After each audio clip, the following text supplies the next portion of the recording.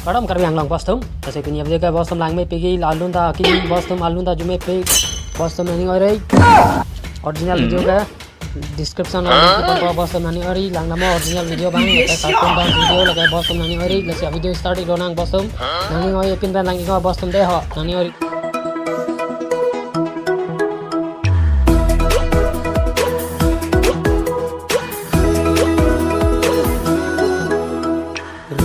Ke jang ko bona bin nang sang no nang chung ing sang na lo bong kang ho nang tere nang tera nang ni lo bong kang ho nang he ma so ra so le nang manom kang ho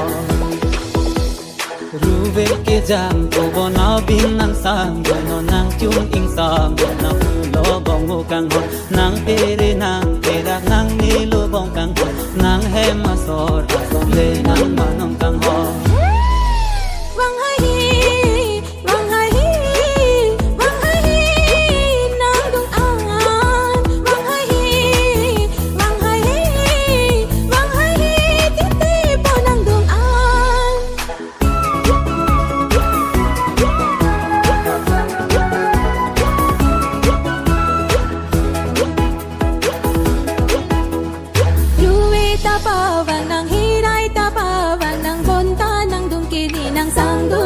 Tipo nang mix sirik ong titi po bong nang kip bor nam de po nang duleni nang sandun lote si wang hai nang dung an wang hai titi po nang dung an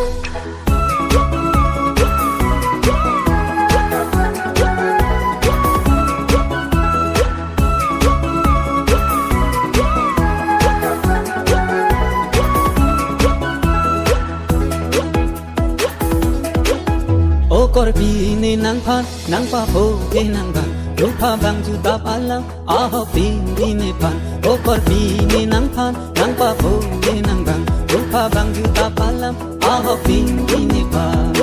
la si phere ri ne pan lupa ju tap alam nang sing che the non ne pan ni nang ki ju alam la si phere ri ne pan lupa ju tap alam nang sing che the non ne pan ni nang ki ju alam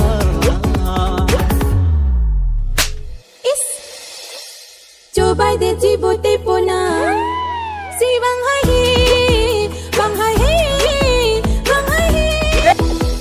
ruve ke jang ko bona bin nang sang no nang chung ing sang na lo bong kang ho nang tere nang tera nang ni lo bong kang ho nang he ma so ra so le nang manom kang ho